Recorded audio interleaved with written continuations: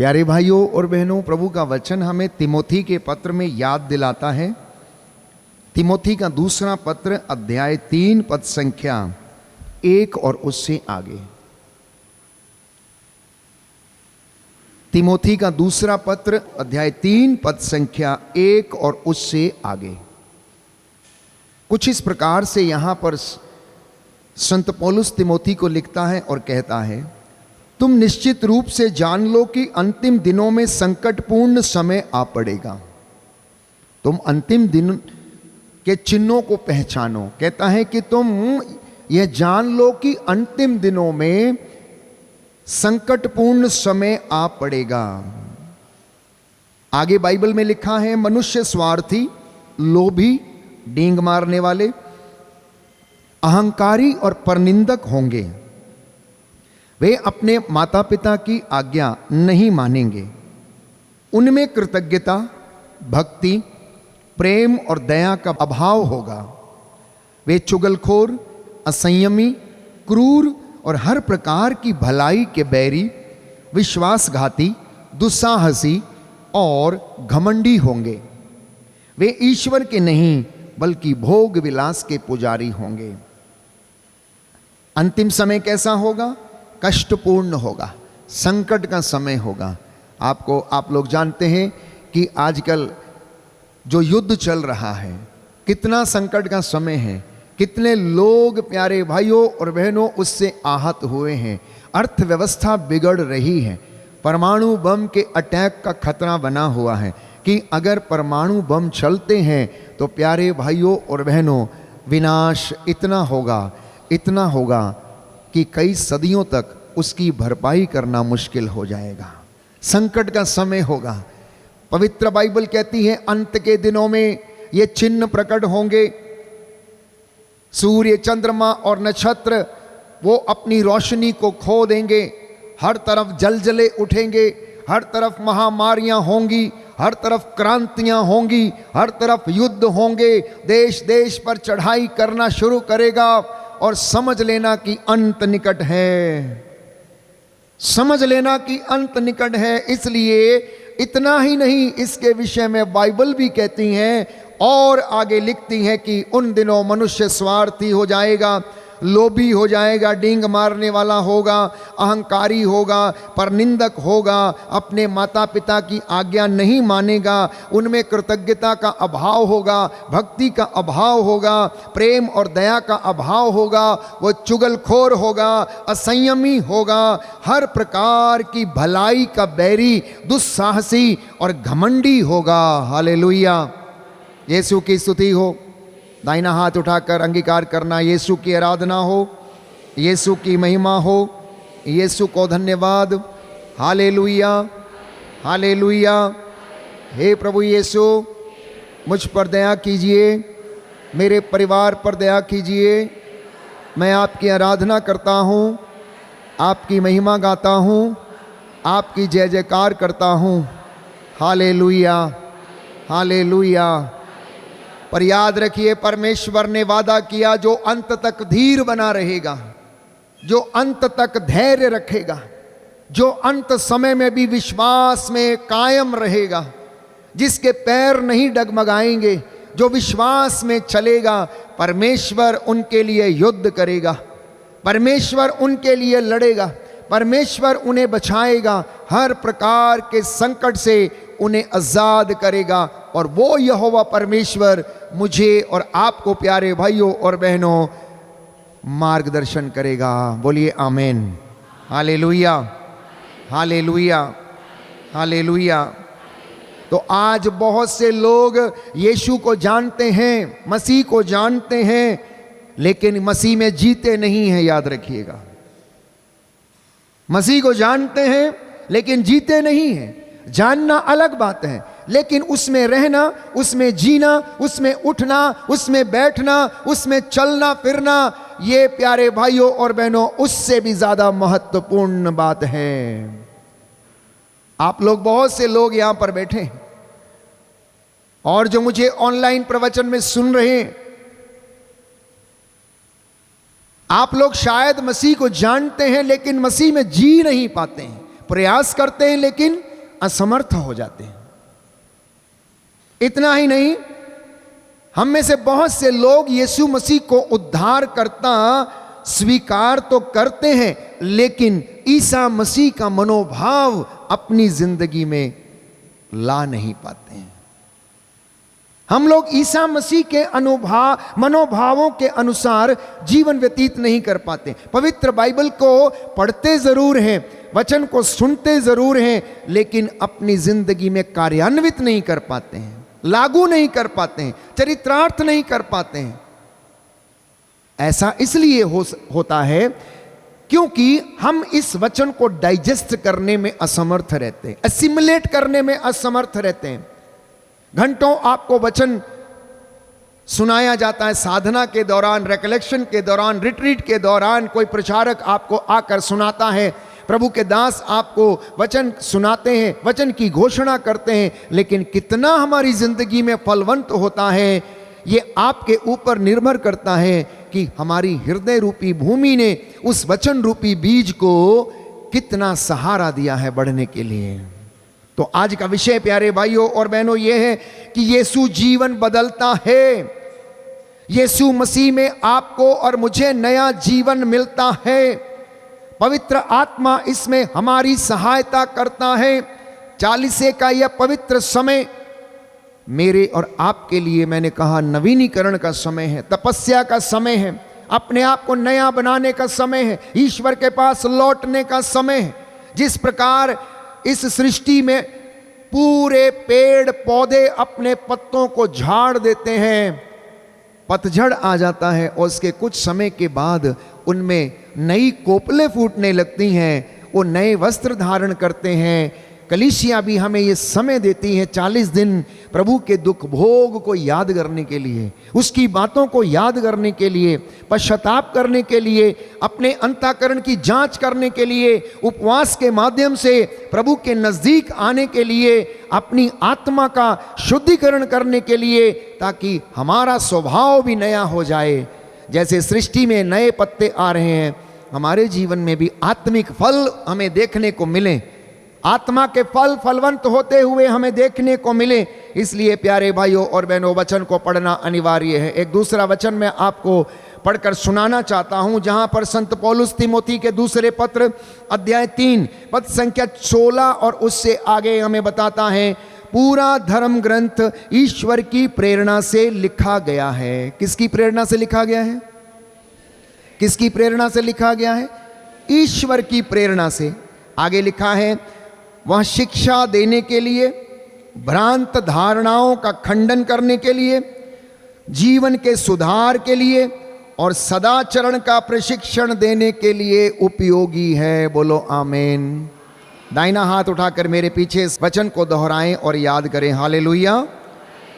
प्रभु का वचन कहता है, पूरा धर्म ग्रंथ ईश्वर की प्रेरणा से लिखा गया है। वह शिक्षा देने के लिए, भ्रांत धारणाओं का खंडन करने के लिए, जीवन के सुधार के लिए, सदाचरण का प्रशिक्षण देने के लिए उपयोगी है, जिससे ईश्वर भक्त सुयोग्य और हर प्रकार के सत्य कार्य के लिए उपयुक्त बन जाए। आमीन। तो ये वचन जो मैं आपके लिए पढ़ रहा हूं, किस काम के लिए है? किस काम के लिए है? यह शिक्षा देने के लिए है। आगे लिखा है, भ्रांत धारणाओं का खंडन करने के लिए है। जो हमारे मन में ऊट पटांग विचार हैं, जिसे हम सोचते हैं कि वो सत्य हैं, लेकिन वो सत्य नहीं है। बाइबल उन विचारों का खंडन करती है। उन भ्रांत धारणाओं को दूर करने के लिए परमेश्वर का वचन हमें मिला है। अगला काम जो ये वचन करता है, वो जीवन के सुधार के लिए है। जीवन के सुधार के लिए, जहां पर परमेश्वर का वचन कहता है जीवन का सुधार, प्यारे भाइयों और बहनों, लिखा है कि पापी अपना पापमय मार्ग छोड़ दे, दुष्ट अपने बुरे विचारों को त्याग दे, ईश्वर के पास वो लौट कर चले आए। Hallelujah, hallelujah. यीशु की स्तुति हो, यीशु को धन्यवाद, यीशु की आराधना हो, यीशु की महिमा हो, यीशु को धन्यवाद। हालेलुया, हालेलुया।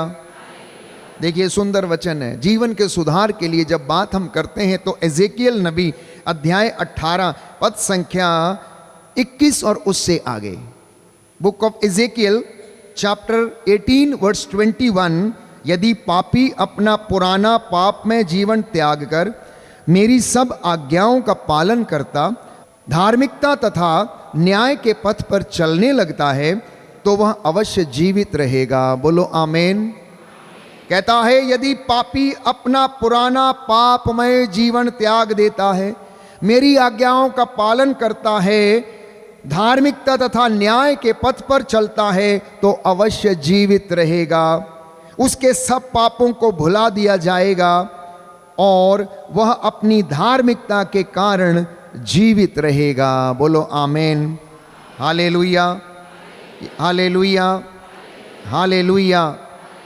बात जब जीवन सुधार की आती है, जिसके लिए ये वचन मुझे और आपको दिया गया है, तो एजेकियल नबी के द्वारा परमेश्वर ये कहता है, अध्याय 20 पद संख्या 19 और उससे आगे, book of Ezekiel chapter 20 verse 19, मैं प्रभु तुम्हारा ईश्वर हूं, मैं प्रभु तुम्हारा ईश्वर हूं, मेरे आदेशों का अनुसरण करो।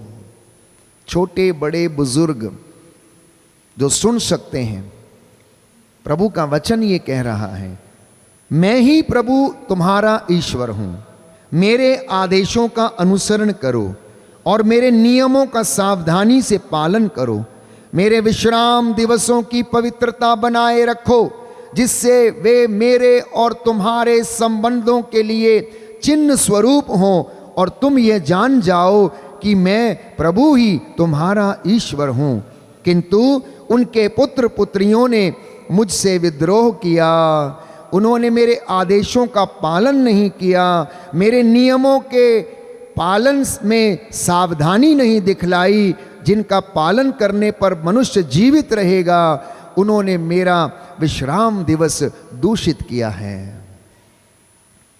यह परमेश्वर का आदेश है कि जो नियम मैंने तुम्हें दिए उनका सावधानी से पालन करो, मेरे विश्राम दिवस की पवित्रता को बनाए रखो, और जो दिवस मैंने तुम्हारे लिए ठहराए हैं उसमें तुम पवित्र बने रहो। लेकिन कहता है उनके बच्चों ने मेरे नियमों का पालन नहीं किया। सुनिए ध्यान से, फिर से एक बार मैं आपके लिए पढ़ूंगा।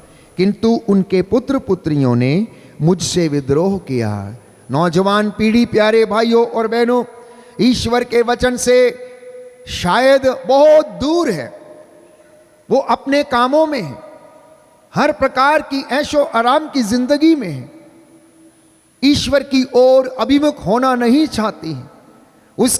उसके लिए संसार की मोह माया, धन संपत्ति, लोलुपता, एंटरटेनमेंट, इंस्टेंट इफेक्ट और इस प्रकार की ऐसी चीजें जिन्होंने इस नौजवान पीढ़ी पर मोहिनी डाल के रखी हुई है, परमेश्वर का वचन ये कहता है कि वो आपके पुत्र पुत्रियां जिन्होंने उसके साथ विद्रोह किया है, उन्होंने मेरे आदेशों का पालन नहीं किया, मेरे नियमों का सावधानी से पालन नहीं किया, मेरे नियमों के पालन में सावधानी नहीं दिखलाई, जिसका पालन करने पर मनुष्य जीवित रहेगा, उन्होंने मेरे विश्राम दिवस को दूषित कर दिया है, मेरे विश्राम दिवस को दूषित कर दिया है। ये पवित्र बाइबल कहती है। नौजवान बेटे बेटियां भटके हुए हैं, अपने मार्ग पर चले हुए, अपने अपने रास्ते पकड़कर चले हुए हैं। कोई परमेश्वर को देखना चाहता है तो कोई जानना चाहता है कि परमेश्वर कहाँ है, परमेश्वर कहाँ रहता है। तो किसी के मन में बहुत सारे सवाल हैं, वेयर इज दैट गॉड, कहाँ है वो गॉड। प्यारे भाइयों और बहनों, आप जो लोग ये सवाल पूछते हैं, उन्हें बैठकर तपस्या करने की आवश्यकता है, उन्हें बैठकर ईश्वर को खोजने की आवश्यकता है। अपने कामों में, अपनी दिनचर्या में, अपने जीवन में जब आप वचन को सावधानी से पढ़ेंगे, उसे आत्मसात करेंगे, अपनी जिंदगी में चरितार्थ करेंगे, ईश्वर की बातों और नियमों का पालन करेंगे, तो प्यारे भाइयों और बहनों आप जान जाएंगे कि परमेश्वर कहाँ रहता है और कहाँ पर मौजूद है। तो मैंने कहा ये वचन आपको और मुझे इसलिए दिए गए ताकि हमारे जीवन से भ्रांत धारणाएं दूर हो जाएं, और पवित्र बाइबल इन तमाम चीज़ों का खंडन करती है, जैसा कि मैंने आपके लिए ये वचन पढ़ा। Hallelujah, hallelujah, hallelujah, hallelujah. तो कई लोग कहते हैं फादर जी बाइबल की शिक्षा बड़ी कठिन है, फादर जी प्रभु की शिक्षा बड़ी कठिन है। चेलों ने भी कहा, बहुत से लोग जो सुनने के लिए आते थे उन्होंने भी कहा ये तो बहुत कठिन शिक्षा है, इसका पालन कौन कर सकता है। तो प्यारे भाइयों और बहनों, जब तक कोई व्यक्ति आत्मत्याग नहीं करता तब तक परमेश्वर को हासिल नहीं कर पाएगा। हम जानते हैं कि पुराने जमाने में संत महात्मा ऋषि मुनि तपस्या किया करते थे, प्रभु के बड़े बड़े दास, प्रभु के बड़े बड़े नबी तपस्या किया करते थे। मूसा स्वयं 40 दिन 40 रात सिनाई पर्वत पर बैठकर उपासना करता था, तपस्या करता था, उपवास करता था। एलिया स्वयं होरेब पर्वत पर जाकर प्रभु की प्रतीक्षा करता है, और ऐसे कई नबी हैं जिन्होंने आत्मत्याग करके ईश्वर की महिमा के दर्शन को प्राप्त करने की कोशिश की। तो मुझे और आपको कितना प्रयास करना है प्यारे भाइयों और बहनों। समर्पण में ही परमेश्वर की महिमा हमें दिख पाएगी। दुखों में ही महिमा छाई हुई है, इन दुखों में ही परमेश्वर आपको और मुझे अपनी महिमा दिखाता है। जब दुख आता है तब हम परमेश्वर को याद करते हैं, जब कष्ट आता है तब हम उसे याद करते हैं।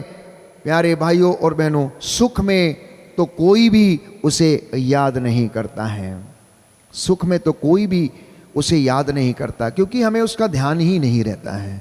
केवल वे लोग उसे याद करते हैं जो धार्मिकता में पक्के हैं, विश्वास में पक्के हैं, जिनकी आत्मा प्रभु से जुड़ी हुई है, जो नित्य प्रतिदिन उसका नाम सिमरते हैं, जो नित्य प्रतिदिन उसका नाम जपते हैं, जिनको परमेश्वर का भय है, जिन्हें माता पिता ने ये सिखाया है। केवल वे लोग आत्मा और हृदय की सच्चाई से आराधना कर पाते हैं। और इतना ही नहीं, जब तक कि पवित्र आत्मा उसे इस बात के लिए प्रेरित ना करे तब तक कोई भी ऐसा नहीं कर पाता है, नहीं कर पाता है। तो ईश्वर के दर्शन अगर आप और मैं करना चाहते हैं तो हमें दुखों से होकर गुजरना होगा, हमें अपने कंफर्टेबल जोन्स को त्यागना होगा। अगर आप ईश्वर की महिमा के दर्शन करना चाहते हैं, याद करिए मूसा, निर्गमन ग्रंथ में हम पढ़ते हैं 40 दिन 40 रात सिनाई पर्वत पर जाकर वहां रहा, उपवास में रहा, परमेश्वर उससे बातें करता रहा। अंत में उसने कहा तू कैसा दिखता है, तू है कैसा, अपनी महिमा तो दिखा मुझे। जब मैं लोगों के पास जाऊंगा तो उन्हें मैं क्या बोलूंगा कि मैं किससे मिलकर आया हूं, मैं किससे मिलकर आया हूं। कुछ तो साइन दे, कुछ तो चिन्ह दे, अपनी महिमा मुझे दिखा। उसने कहा मूसा, मूसा तू मेरा चेहरा नहीं देख सकता, तू मुझे नहीं देख सकता है, अगर तू देख लेगा तो भस्म हो जाएगा। चूंकि तूने ऐसा कहा है कि महिमा दिखा, तो मैं तेरे सामने से होकर गुजर जाऊंगा और तू मेरी पीठ का पिछला हिस्सा ही देख पाएगा और तू उसे देख लेना। और परमेश्वर ने ऐसा किया। प्यारे भाइयों और बहनों, परमेश्वर का तेज, उसका नूर इतना ज्यादा खरा है कि उसका कोई, इस दुनिया में उसकी तुलना में ऐसी कोई चीज नहीं है कि जो उसके साथ कंपेयर की जा सके। उस तेज को देखने के लिए, उस नूर को देखने के लिए, उस पवित्रता में जाने के लिए मनुष्य को नित्य प्रतिदिन प्यारे भाइयों और बहनों अपने आप को पवित्र करते रहना है, पवित्र करते रहना है। इसलिए संत पौलुस लिखता है, वास्तव में जो लोग मसीह के शिष्य बनकर भक्ति पूर्वक जीवन बिताना चाहेंगे उन सबों को अत्याचार सहना ही पड़ेगा, उन सबों को अत्याचार सहना ही पड़ेगा। अगर आप चाहते हैं कि आप मसीह में संपूर्ण भक्तिमय जीवन बिताएं, उसके शिष्य बनकर जीवन बिताएं, तो हमें कष्टों से गुजरना होगा, हमें अत्याचार से गुजरना होगा, हम इन चीज़ों को अपनी ज़िंदगी में अनुभव करना होगा। तभी मैं और आप उस जीवन में प्रवेश कर सकते हैं। हालेलुया, यीशु की स्तुति हो, यीशु को धन्यवाद, यीशु की आराधना हो, यीशु की महिमा हो, यीशु को धन्यवाद। हालेलुया, हालेलुया, हालेलुया। तो प्रभु का वचन प्यारे भाइयों और बहनों नित्य प्रतिदिन हमें प्रेरणा देता है, प्रेरित करता है कि प्रभु आपको और मुझे बुलाता है। मैं आपको बता देना चाहता हूं, मनुष्य आपका जीवन नहीं बदल सकता, कोई भी व्यक्ति आपकी जिंदगी नहीं बदल सकता। वो आपके लिए मॉडल जरूर बन सकते हैं, आदर्श जरूर बन सकते हैं, लेकिन आपकी जिंदगी नहीं बदल सकते हैं। केवल एक व्यक्ति जो आपका जीवन बदल सकता है, अगर आप उसमें आ गए हैं, तो संत पौलुस कुरिन्थियों के दूसरे पत्र अध्याय 5 पद संख्या 17 में लिखता है कि जो मसीह में आ गया वो नई सृष्टि बन गया है। बोलो आमेन, हालेलुया, हालेलुया। जिनके पास बाइबल है खोल लें, पढ़ें, उस वचन को आप पढ़ सकते हैं। मैं आपके लिए वचन पढ़ना चाहता हूं। कुरिन्थियों का दूसरा पत्र अध्याय 5 पद संख्या 17 और उससे आगे सुंदर वचन है, सुंदर वचन है। मसीह सबों के लिए मरे, जिससे जो जीवित हैं अब से वे अपने लिए नहीं बल्कि उनके लिए जीवन बिताएं, जो उनके लिए मर गए और जी उठे। इसलिए हम अब से किसी को भी दुनिया की दृष्टि से नहीं देखते। हमने मसीह को पहले दुनिया की दृष्टि से देखा, किंतु अब हम ऐसा नहीं करते। इसका अर्थ यह है, यदि कोई मसीह के साथ एक हो गया है तो वह नई सृष्टि बन गया है, पुरानी बातें समाप्त हो गई हैं और सब कुछ नया हो गया है। बोलो आमीन, हालेलुया। तो क्या आप नए बने हैं कि नहीं बने हैं? बने हैं कि नहीं बने हैं? कहना मैं नया बना हुआ हूं। आप नए बने हुए हैं। केवल जब आप उस रास्ते से भटक जाते हैं, तब आप पुराने जीवन को फिर से या गलतियों को करने लगते हैं, या गैर यहूदियों के जैसे जीवन बिताने लगते हैं। तो मसीह में एक बार आ जाने के बाद प्यारे भाइयों और बहनों, पीछे मुड़कर नहीं देखना, क्योंकि यीशु ने कहा, जो हल की मूठ पकड़ने के बाद पीछे मुड़कर देखता है वो मेरे लायक नहीं है। मेरे पीछे आना चाहते हो, मेरा अनुसरण करो, आत्मत्याग करो। मेरा क्रूस ढोना चाहते हो, आत्मत्याग करो, कहता है प्यारे भाइयों और बहनों। क्योंकि इसके अलावा हमारी जिंदगी में कोई दूसरा रास्ता नहीं है। और संत पौलुस कहता है, हम मन देखी मन घड़ंत बातों का प्रचार नहीं करते हैं। हमने जो अनुभव किया, हमने जो देखा, हमने जो सुना, हम उस बात का प्रचार करते हैं और वही आपको बताते हैं कि वह परमेश्वर जिसने मुर्दों को जिंदा किया, कोढ़ियों को शुद्ध किया, अंधों को आंखें दी, मफलूसों को बहाल किया, रोगियों को चंगा किया, वो परमेश्वर आपको अनुग्रह देगा। उसकी कृपा आपके और मेरे लिए पर्याप्त है। स्वयं यीशु मसीह ने कहा, मेरी कृपा तेरे लिए पर्याप्त है, इसलिए डरना नहीं। जब दुख आता है डरना नहीं, घबराना नहीं, कष्ट आता है घबराना नहीं। आपका दिल थोड़ा कच्चा ना हो, बल्कि आप मजबूत रहें, क्योंकि परमेश्वर आपके और मेरे भाग्य को पलट सकता है। जैसा कि मैंने आपको वचन यिर्मयाह नबी का ग्रंथ अध्याय 29 पद संख्या 19 और उससे आगे आपके लिए वचन को पढ़ा था। वहां पर प्रभु का वचन हमें कहता है कि वो मेरा और आपका भाग्य पलट सकता है। Hallelujah, hallelujah, hallelujah, hallelujah. यिर्मयाह नबी का ग्रंथ 13 और उससे आगे, यदि तुम मुझे संपूर्ण हृदय से ढूंढोगे तो मैं तुम्हें मिल जाऊंगा, यह प्रभु की वाणी है, और मैं तुम्हारा भाग्य पलट दूंगा। प्रभु की वाणी है, जोसेफ मैं तेरा भाग्य पलटूंगा, अशोक मैं तेरा भाग्य पलट दूंगा, सतपाल मैं तेरा भाग्य पलट दूंगा। ये एक एक वाशिंदे से, प्रभु के एक एक बच्चे से उसका कहना है, जिसको उसने अपनी हथेलियों पे गढ़ा है। ये पवित्र शास्त्र की वाणी है, फादर अशोक की वाणी नहीं है। अगर आप इस वचन की गहराई को समझेंगे, उसमें आप उतरेंगे, तो आपको समझ में आएगा प्यारे भाइयों और बहनों की परमेश्वर जब बातें कर रहा है, एक एक व्यक्ति से बातें कर रहा है। बोलने वाला मैं नहीं, पिता का आत्मा है। वो पिता का आत्मा यहां पर बैठे हुए 200 लोगों को संबोधित कर रहा, एक एक का नाम लेकर। अगस्टिन, अरुल, रमन, कहां पर हो? मैं तेरा भाग्य पलट दूंगा। तू मुझे पुकार कर तो देख, मुझे ढूंढ कर तो देख, सच्चे हृदय से ढूंढ, आत्मा और हृदय की सच्चाई से मेरी उपासना कर, आराधना कर, मैं तेरा भाग्य पलट दूंगा। अगस्तीना, मैं तेरा भाग्य पलट दूंगा। तू निराश है, हृदय से उदास है, मन से निराश है, एक एक का नाम लेकर प्रभु पुकारता है प्यारे भाइयों और बहनों। क्यों? क्योंकि बाइबल कहती है माता के गर्भ में रचने से पहले मैंने तुझे जान लिया था, मैंने तुझे चुन लिया था। यिर्मयाह नबी के ग्रंथ अध्याय 1 पद संख्या 5 में, मां के गर्भ में रचने से पहले ही मैंने तुझे जाना था और मैंने तुझे नाम लेकर पुकारा था, मैंने तेरा अभिषेक किया था। Hallelujah, hallelujah. यहां पर लिखा है यिर्मयाह नबी का ग्रंथ अध्याय 1 पद संख्या 5 और उससे आगे, माता के गर्भ में तुमको रचने से पहले ही मैंने तुमको जान लिया, तुम्हारे जन्म से पहले ही मैंने तुमको पवित्र किया, मैंने तुमको राष्ट्रों का नबी नियुक्त किया है। कहता है मैंने तुम्हें राष्ट्रों का नबी नियुक्त किया है। ये जो काम मुझे सौंपा गया है, आप में से हर एक व्यक्ति को सौंपा गया है कि प्रभु के वचन की घोषणा करना, वचन को अंगीकार करना, वचन की गवाही देना, सबको बताना कि परमेश्वर ने आपकी जिंदगी में क्या काम किए हैं जिससे कि परमेश्वर को महिमा मिले। ये काम आपको भी सौंपा गया है। नबूवत करने का, नबूवत करने का मतलब समझते? वचन की घोषणा करने का, भविष्यवाणियां करने का, ये वरदान आपको भी मिले हैं। जब आप प्रभु में बपतिस्मा ग्रहण करते हैं तो आपको राजा, नबी और पुरोहित होने का अधिकार दिया जाता है। बपतिस्मा संस्कार के द्वारा आप प्रभु के मिशन कार्यों में सहभागी होते हैं।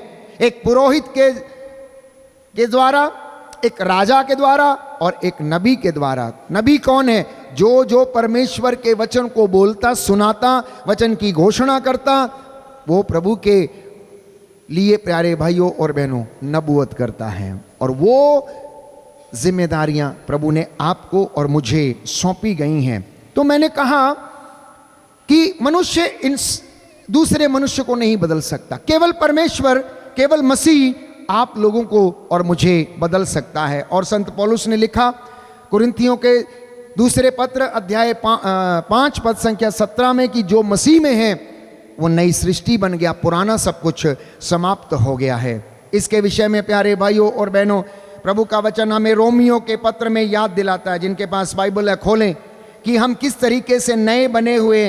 पहले जो हम जंगली जैतून थे, पहले तो हम लोग जंगली जैतून थे, लेकिन हम लोग उस दाखलता के साथ कलम कर दिए गए जिससे कि वो आशीर्वाद, वो अनुग्रह और वो रस हमको मिलता रहे। रोमियो की किताब खोलिए जिनके पास बाइबल है।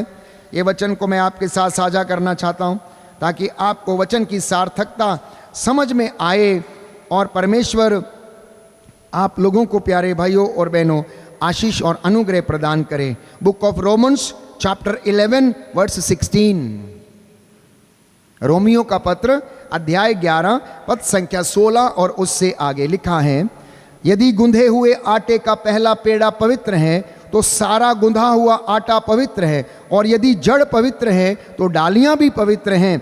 यदि कुछ डालियां तोड़कर अलग कर दी गई हैं और आप जो जंगली जैतून हैं उनकी जगह पर कलम लगाए गए हैं और जैतून के रस के भागीदार बने, तो आप अपने को डालियों से बढ़कर ना समझिए।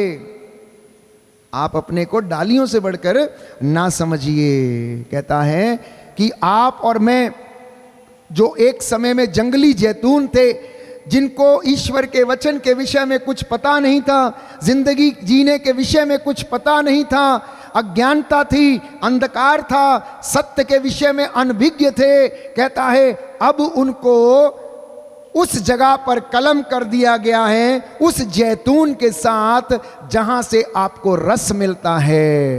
कहने का तात्पर्य यह है कि प्रभु के बच्चे, कलीसिया के ये लोग, प्रभु के अनुयायी, उसको जानने, मानने, पहचानने वाले वो लोग जो मसीह में जुड़ गए हैं, वो डालियों के समान उसके साथ जुड़े हैं। लेकिन रस कहां से मिलता है? हमें उस परमेश्वर से मिलता है, उस मसीह से मिलता है। तो इसलिए हम अपने आप को उस जैतून से बढ़कर ना समझें, क्योंकि हमारा तो सामर्थ्य प्रभु से आता है, हम प्रभु से बड़े नहीं हैं।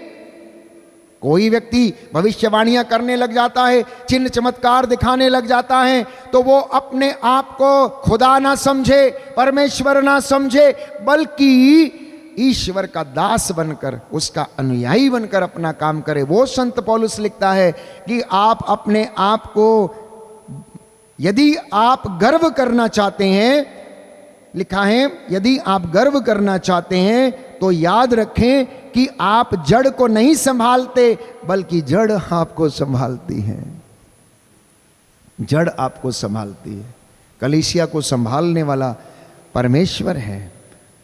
प्रभु का दास केवल मार्गदर्शन करता है, एडमिनिस्ट्रेटिव सहायता देता है, प्रेरित कार्यों में सहायता देता है, मूसा के जैसे नेतृत्व करता है, लेकिन उसको संभाले रखने वाला काम किसका है? वो परमेश्वर का है।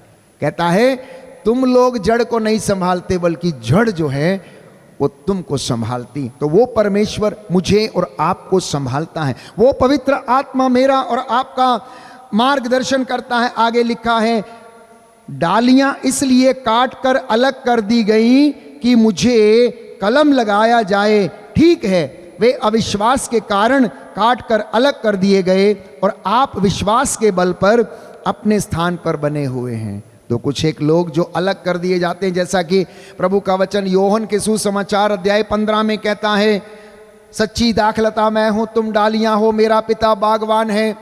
जो डाली सूख जाती हैं उसको बाग का माली क्या करता है? काट कर अलग कर देता है और वो झोंक दी जाती हैं आग में, वो आग में झोंक दी जाती हैं। उसी तरीके से जो लोग अविश्वास के कारण परमेश्वर से दूर चले जाते हैं, वे अपना सर्वनाश कर लेते हैं। लेकिन जो विश्वास के कारण, संत पौलुस कहता है, परमेश्वर में बने हैं, वो हमेशा हमेशा के लिए बने रहते हैं। तो इसलिए पवित्रता, प्यारे भाइयों और बहनों, प्रभु को प्रिय हैं। तो अगले संदर्भ में मैं आपको बताना चाहता हूं, जैसा मैं कह रहा था कि ईश्वर जीवन बदलता है, यीशु मसीह जीवन बदलता है।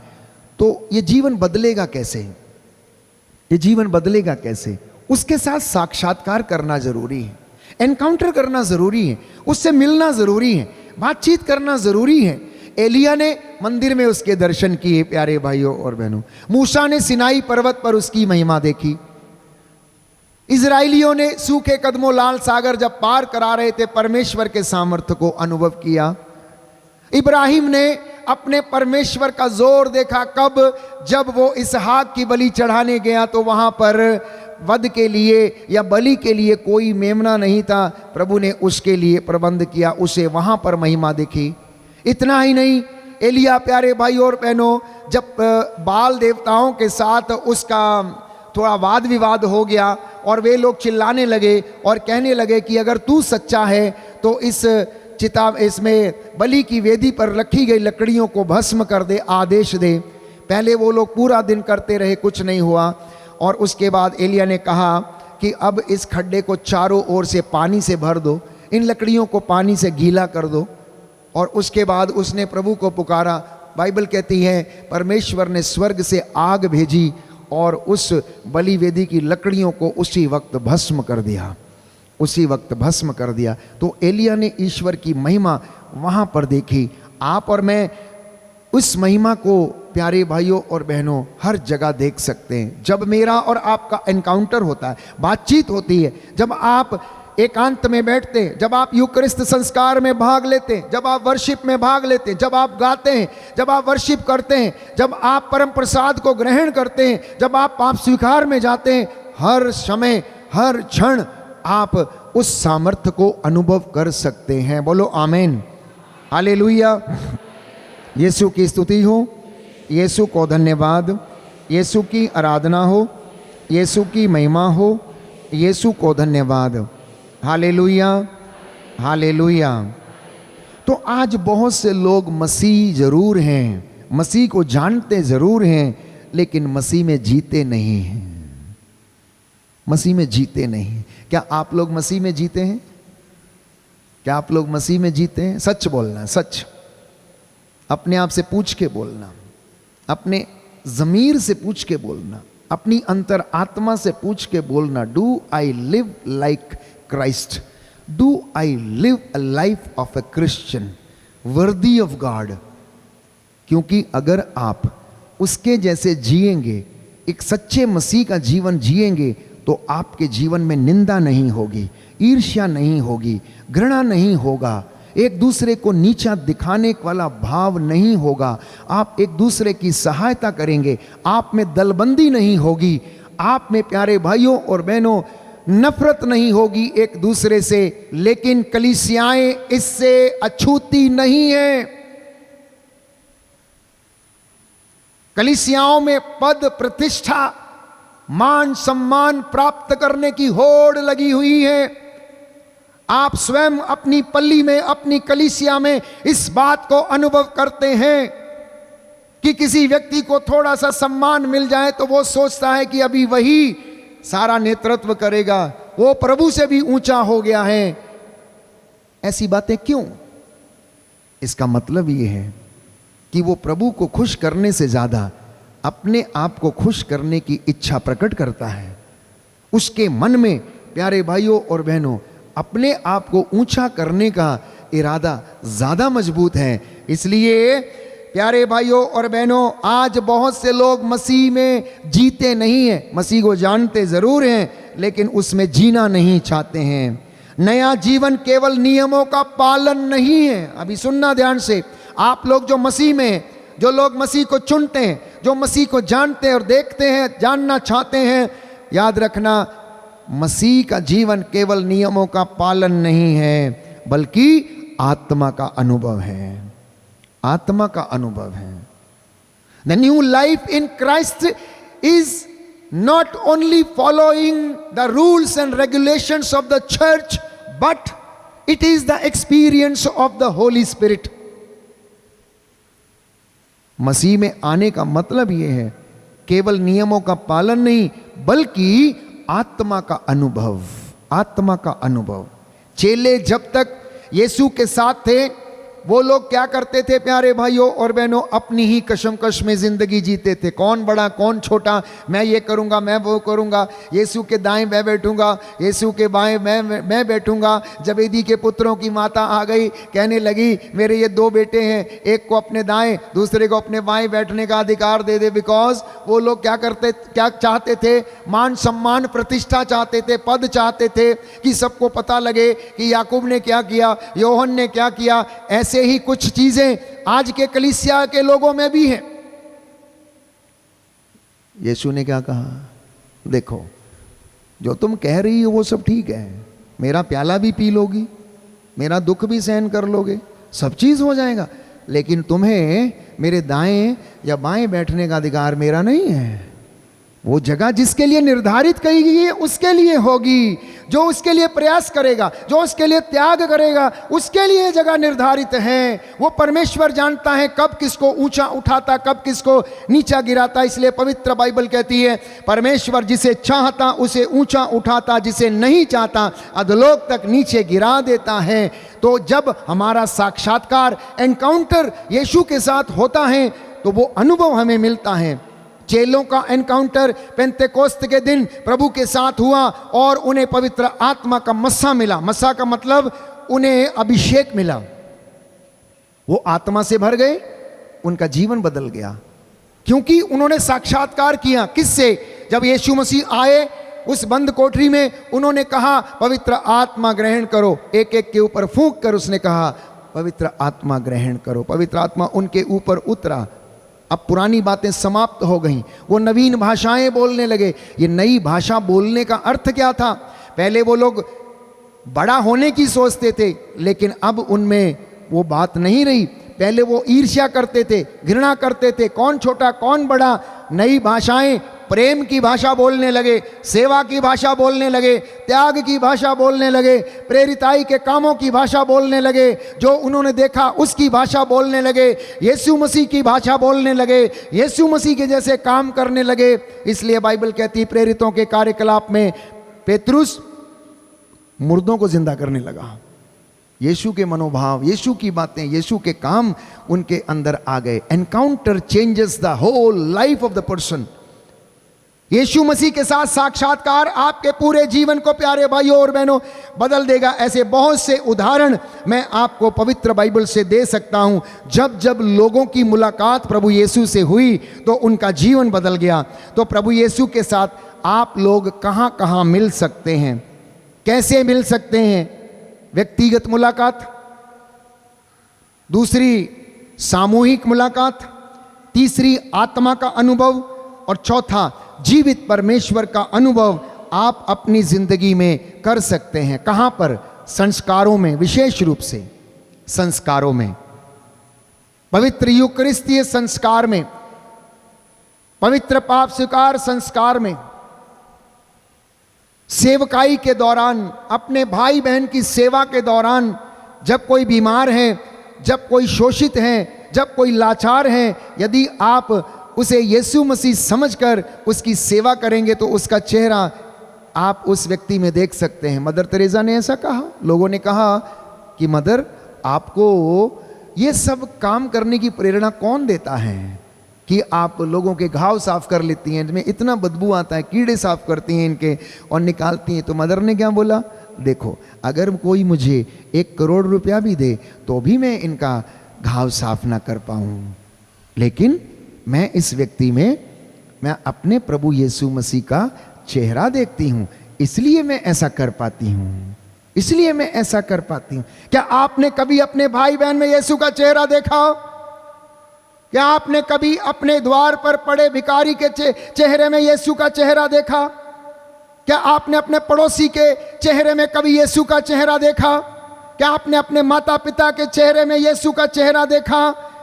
बस यही कारण है कि आप प्यार नहीं कर पाते उनसे, हैं क्योंकि उस चेहरे को आज तक हमने उनमें अनुभव किया ही नहीं, देखा ही नहीं कि ये भी प्रभु की संतान है, ये भी प्रभु के द्वारा बनाया गया व्यक्ति है।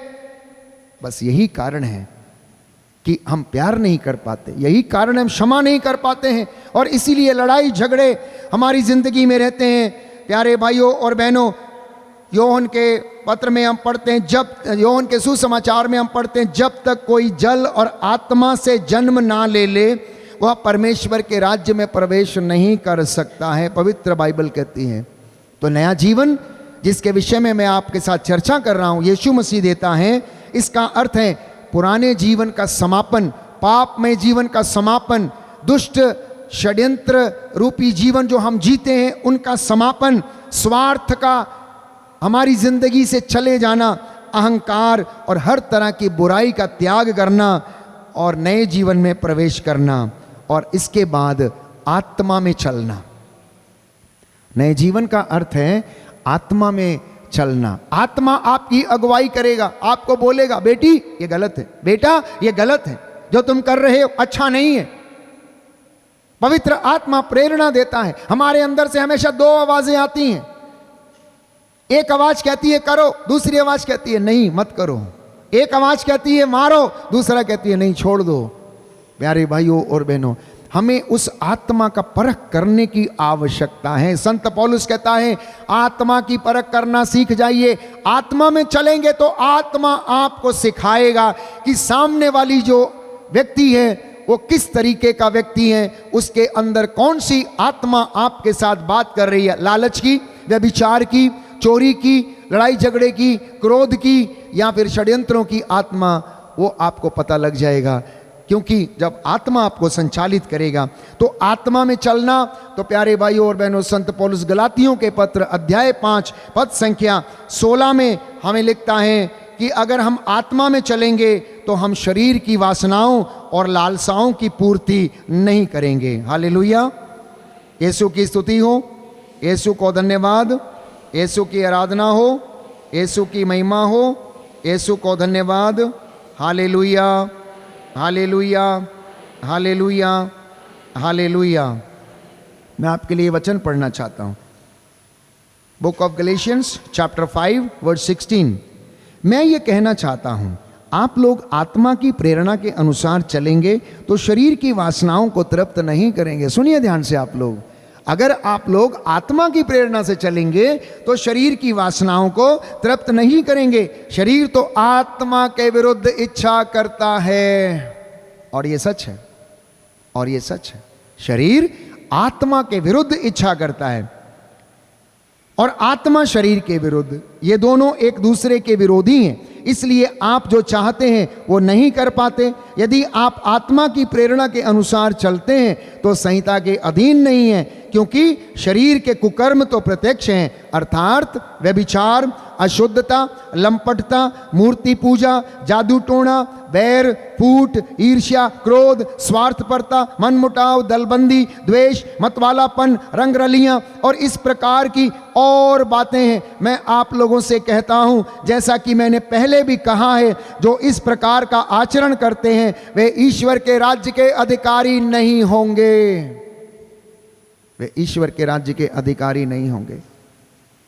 यीशु ने कहा, यह वचन सच्चा है, अटल है, टल नहीं सकता। इसकी एक मात्रा और एक बिंदु भी पूरा हुए बिना नहीं टलेगा।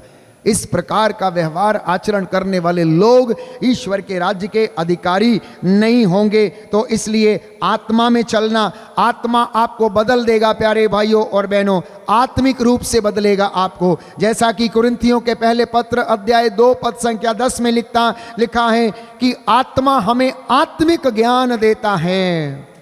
First letter of Saint Paul to the Corinthians chapter 2 verse 10, वो आत्मा मुझे और आपको आत्मिक ज्ञान देता है। Book of Galatians chapter 5 verse 16 मैंने आपके लिए पढ़ा, वो आत्मा हमें पवित्रता का जीवन सिखाता है।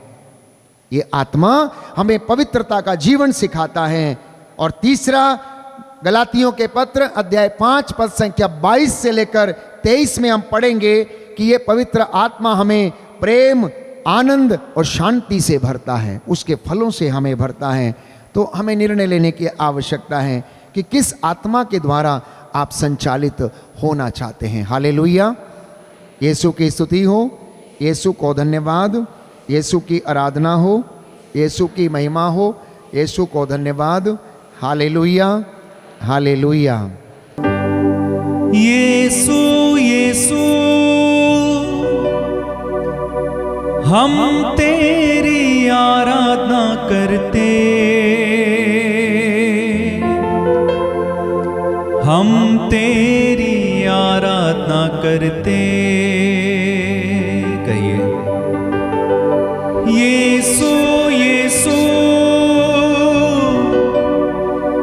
हम तेरी आराधना करते, हम तेरी आराधना करते। हमसे प्यार करने वाले हम तेरी आराधना करते, हम तेरी आराधना करते।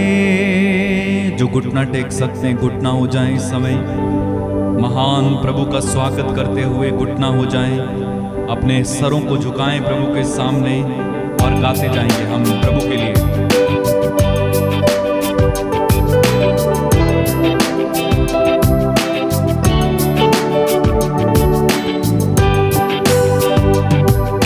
यीशु यीशु हम तेरी आराधना करते, हम तेरी आराधना करते। यीशु यीशु तेरी आराधना करते, हम तेरी आराधना करते। हमसे प्यार करने वाले हम तेरी आराधना करते, हम तेरी आराधना करते। हमसे प्यार करने वाले हम तेरी आराधना करते।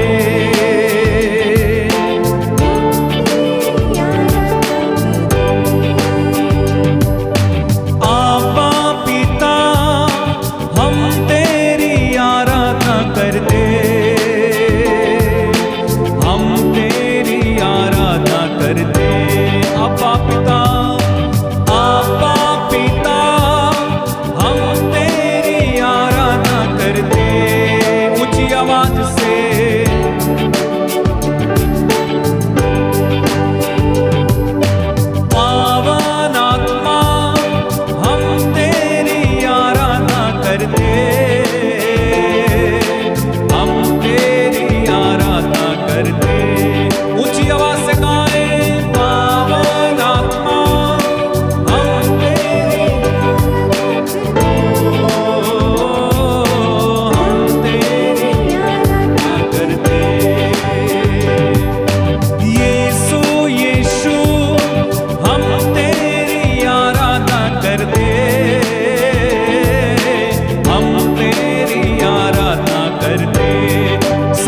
पूजा चर्च मिलकर यीशु यीशु हम तेरी आराधना करते, हम